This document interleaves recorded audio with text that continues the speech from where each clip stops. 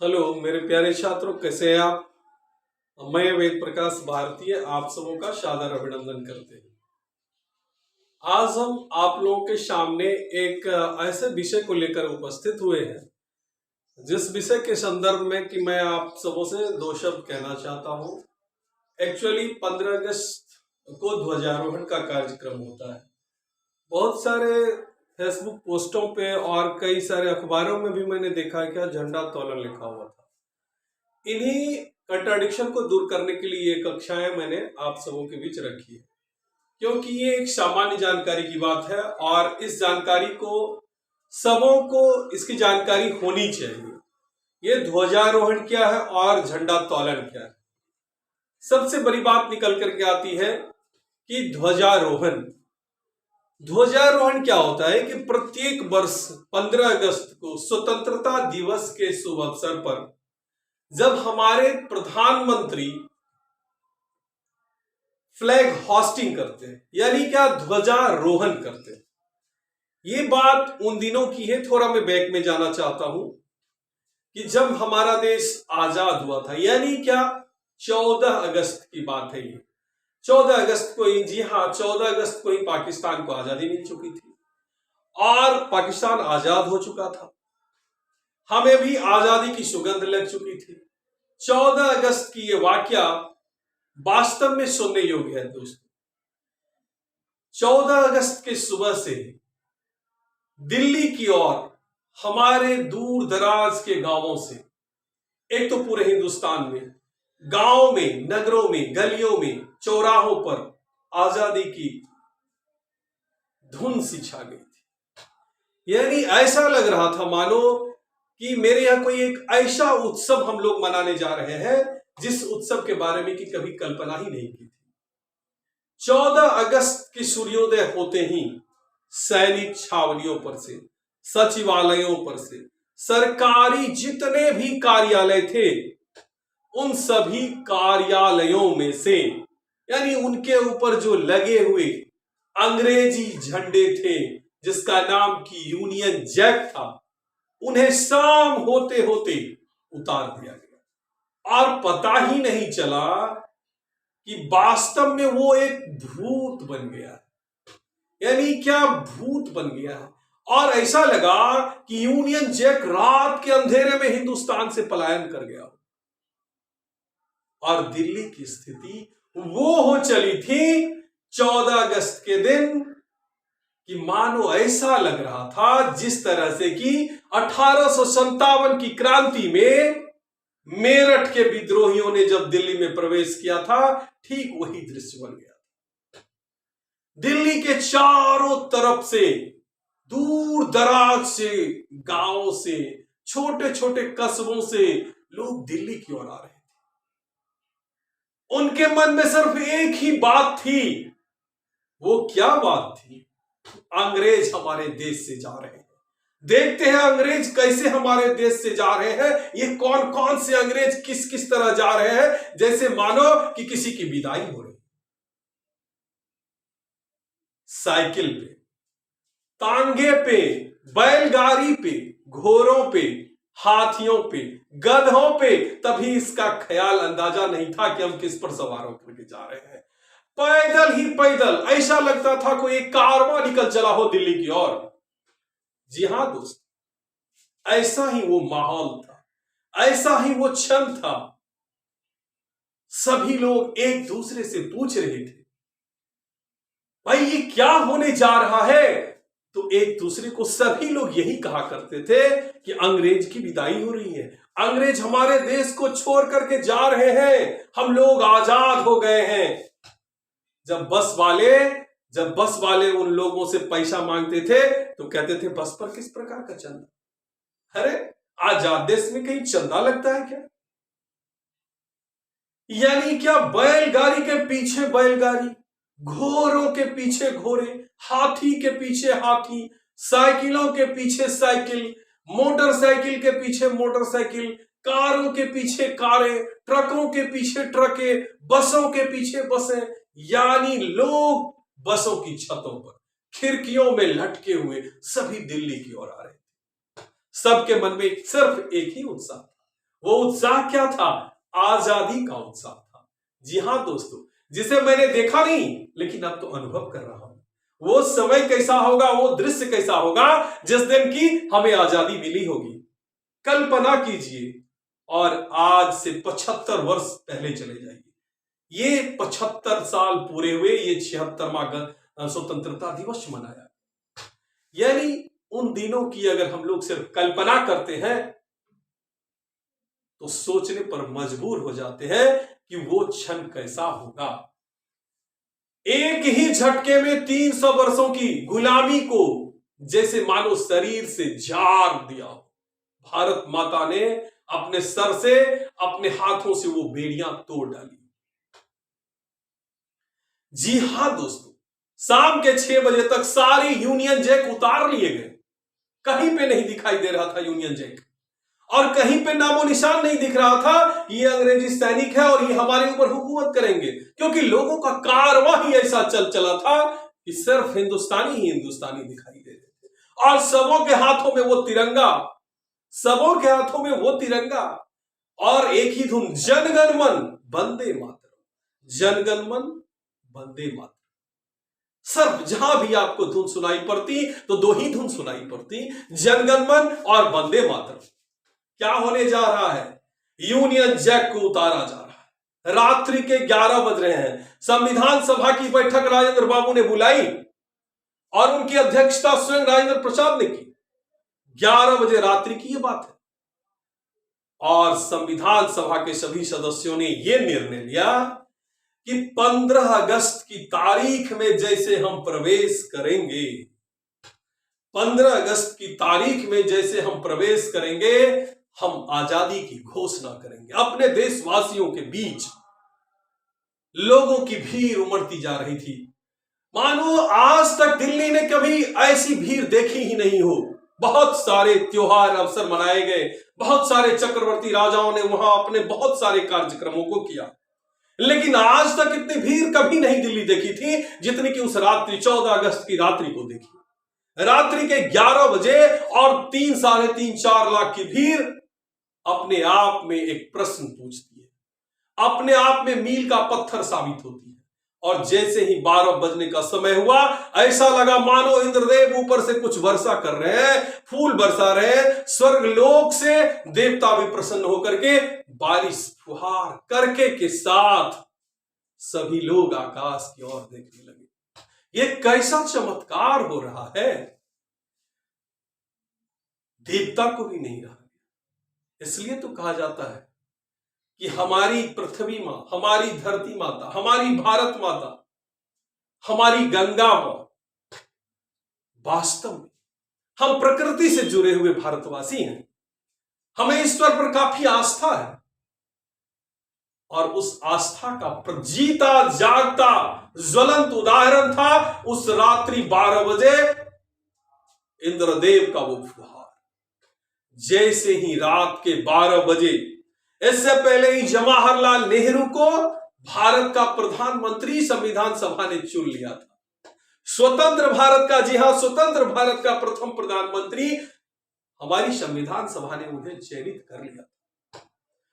जैसे ही 12 का घंटा बजा, एक बहुत बड़ी शंखनाद हुई। 3.5 लाख आदमियों का वो भीड़ एक ही बार भारत माता की जय से गूंज उठा। मानो ऐसा लग रहा था कि निश्चित रूप से ईश्वरीय शक्ति का इस धरा पर विराजमान होना। और गांधी जी के भी नारे लग रहे थे, जितने भी हमारे महापुरुष थे सबों के नारे लग रहे थे, जिंदाबाद जिंदाबाद। सिर्फ एक ही आवाजें आ रही थी, जिंदाबाद। और पंडित जवाहरलाल नेहरू ने अपने संबोधन में, जिन्होंने कि राष्ट्र को संबोधित किया, tryst with destiny, tryst with destiny, Pandit Jawaharlal Nehru के उस भाषण का नाम रखा गया, जो शायद इतिहास में अंकित है कि बहुत सारे भाषण आपने सुना होगा, लेकिन वो भी भाषणों में एक था। और उन्होंने अपने देशवासियों को संबोधित किया। हमारा देश आजाद हो गया, हमारा देश आजाद हो गया और आजाद होने के उपरांत हमने प्रथम गवर्नर जनरल के रूप में लॉर्ड माउंटबेटन को चुना। हमारी संविधान सभा ने उसी रात्रि में प्रथम गवर्नर जनरल के तौर पर लॉर्ड माउंटबेटन को चुना और सहसा उस संवैधानिक सभा से लोग निकल करके गवर्नर हाउस की ओर चले गए उन्हें आमंत्रण देने के लिए। तो किस चीज के लिए? लाल किले की प्राचीर से जो 8 बजे ध्वजारोहण किया जाता, इसके लिए। ठीक वैसा ही हुआ। पंडित जवाहरलाल नेहरू ने सुबह के 8 बजे लाल किले की प्राचीर से, अब तो यूनियन जैक था ही नहीं, यूनियन जैक को हटा दिया गया था, ध्वजारोहण किया, यानी नीचे से झंडा को वो ऊपर ले गए। इसे कहा जाता है ध्वजारोहण। और ध्वजारोहण किया। जैसे ही ध्वजारोहण हुआ कि लोगों के बीच एक गूंज सी दौड़ पड़ी, एक ऐसी आवाज आई जो मानो ऐसा लग रहा था कि दिल्ली को स्वयं स्वर्ग से ईश्वर का आशीर्वाद। दिल्ली गेट से कश्मीरी गेट, दिल्ली गेट से कश्मीरी गेट। अब सोच सकते हैं आप, लाल किले से लेकर के जामा मस्जिद तक कहीं भी तिल मात्र जगह नहीं थी कि आपको धरती दिखाई दे दे। यानी कम से कम 10 लाख लोग इकट्ठा हुए थे। जी हां, ग्वाले अपनी पत्नियों से कह रहे थे कि अब मेरी गाय ज्यादा दूध देगी क्योंकि हम आजाद हो गए। अब हमारे मवेशी आजाद हो गए हैं। अब हमें पैदावार ज्यादा हो गई है, हमारा पैदावार बढ़ जाएगा क्योंकि हम आजाद हो गए। अब सोच सकते कैसा नजारा होगा, कैसा वो क्षण होगा हमारा 15 अगस्त का, जिस दिन की हमने ध्वजारोहण किया।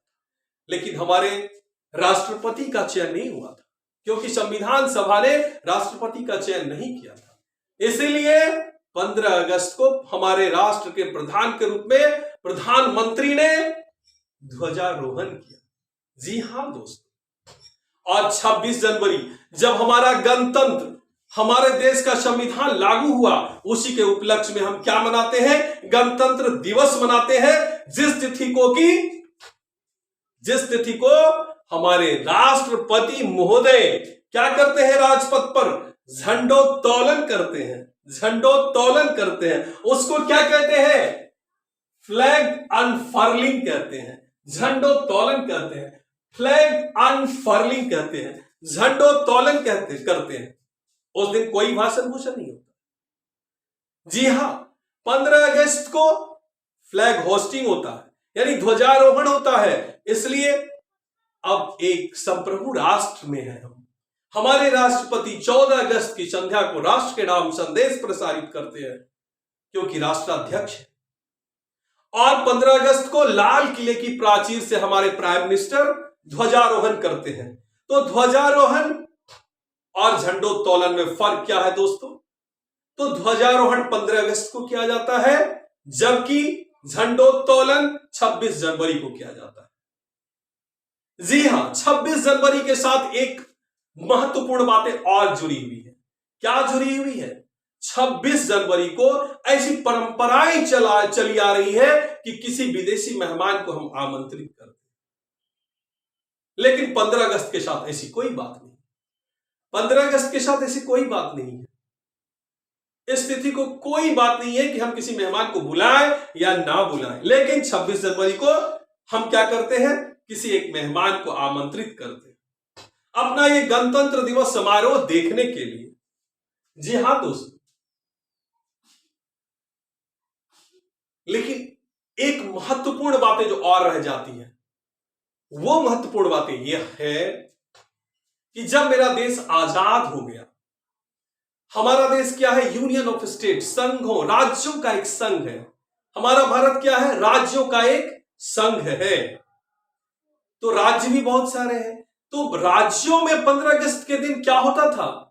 सन 1974 से पहले, सन 1974 से पहले गवर्नर यानी राज्यपाल ये ध्वजारोहण क्या करते थे? राज्यपाल 15 अगस्त को ध्वजारोहण किया करते थे राज्यों में भी। लेकिन 1974 की बात है, तमिलनाडु के चीफ मिनिस्टर एम करुणानिधि थे। उन्होंने श्रीमती गांधी को एक पत्र लिखा कि जब केंद्र में प्राइम मिनिस्टर ध्वजारोहण करते हैं तो राज्यों में क्यों नहीं किया जाना चाहिए चीफ मिनिस्टर के द्वारा, और इस पर संज्ञान लिया गया। तो 1974 के बाद से राज्यों में भी अब क्या किया जाता है, 15 अगस्त की तिथि को चीफ मिनिस्टर के द्वारा फ्लैग होस्टिंग किया जाता है, यानी ध्वजारोहण किया जाता है। जी हां दोस्तों, अक्सर ऐसे प्रश्न आपको प्रतियोगिता परीक्षाओं में पूछे जाते हैं। अगर इनकी बातों को आप छोड़ भी दें तो हमारी जानकारी के लिए एक सर्वोत्तम निधि साबित होगी, क्योंकि हम 15 अगस्त को भी लिख देते हैं झंडोत्तोलन। जी नहीं दोस्तों, ध्वजारोहण होना चाहिए, ना कि झंडोत्तोलन होना चाहिए।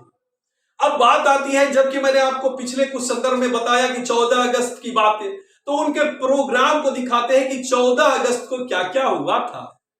जी हां दोस्तों, 14 अगस्त के रात्रि 11 बजे संविधान सभा की 5वें सत्र का आरंभ हुआ था। 14 अगस्त रात्रि के 11 बजे संविधान सभा के 5वें सत्र का आरंभ हुआ था, और इसी सत्र में जवाहरलाल नेहरू को स्वतंत्र भारत के प्रधानमंत्री के रूप में पदभार ग्रहण किया था इसी संविधान सभा में। इतना ही नहीं, माउंटबेटन स्वतंत्र भारत के प्रथम गवर्नर जनरल के रूप में पदभार ग्रहण किए। और क्या हुआ 14 अगस्त को? 14 अगस्त की मध्य रात्रि के बाद जवाहरलाल नेहरू का राष्ट्र के नाम भारत की आजादी की घोषणा करते हुए ट्रिस्ट विद डेस्टिनी नामक भाषण दिया। जी हां दोस्तों, और 15 अगस्त 1947 लाल किले की प्राचीर से 8 बजे जवाहरलाल नेहरू द्वारा ध्वजारोहण। एक बात और जानने योग्य है, हमारे गृह मंत्रालय ने अब फ्लैग होस्टिंग का समय जो है वो 7:30 बजे सुबह निर्धारित कर दिया है। हमारे गृह मंत्रालय ने फ्लैग होस्टिंग का समय 7:30 बजे नियत कर रखा है। अब हम देखते हैं कि 15 अगस्त को 1947 को हमारे देशवासियों ने, हमारे जो खास करके संविधान सभा के सदस्य थे, पंडित नेहरू जो प्रधानमंत्री थे, उन्होंने अपना दिन भर का कार्यकाल किस प्रकार से रखा था 15 अगस्त को। तो सबसे पहले सुबह 8 बजे झंडोत्तोलन, यानी क्या ये ध्वजारोहण हुआ, ना झंडोत्तोलन, ध्वजारोहण हुआ, फ्लैग होस्टिंग हुआ। फिर 8:30 बजे गवर्नमेंट हाउस पर मंत्रियों का शपथ ग्रहण। सुबह 9:40 संवैधानिक सभा की ओर मंत्रियों का प्रस्थान। सुबह 9:50 पर संवैधानिक सभा तक स्टेट ड्राइव। सुबह 9:55 गवर्नर जनरल को शाही सलाम। सुबह 10:30 संवैधानिक सभा में राष्ट्रीय ध्वज को फहराया गया। सुबह 10:35 पर गवर्नमेंट हाउस तक स्टेट ड्राइव।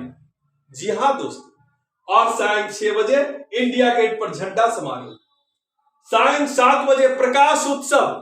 सायं 7:45 पर आतिशबाजी प्रदर्शन। सायं 8:45 पर गवर्नमेंट हाउस पर आधिकारिक रात्रि भोज, जिस प्रकार की अभी भी दिया जाता है। और 10:15 बजे रात्रि में गवर्नमेंट हाउस पर चयनित मंत्री सहित प्रधानमंत्री का स्वागत समारोह। जी हां दोस्तों, इस खास जानकारी के लिए मैं आपसे उम्मीद रखता हूं कि इस वीडियो चैनल को अगर आपने सब्सक्राइब नहीं किया होगा तो सब्सक्राइब अवश्य करेंगे, लाइक भी करेंगे, अपने दोस्तों के बीच शेयर भी करेंगे। आपका दिन शुभ हो। मैं वेद प्रकाश भारतीय आपसे विदा चाहता हूं। धन्यवाद।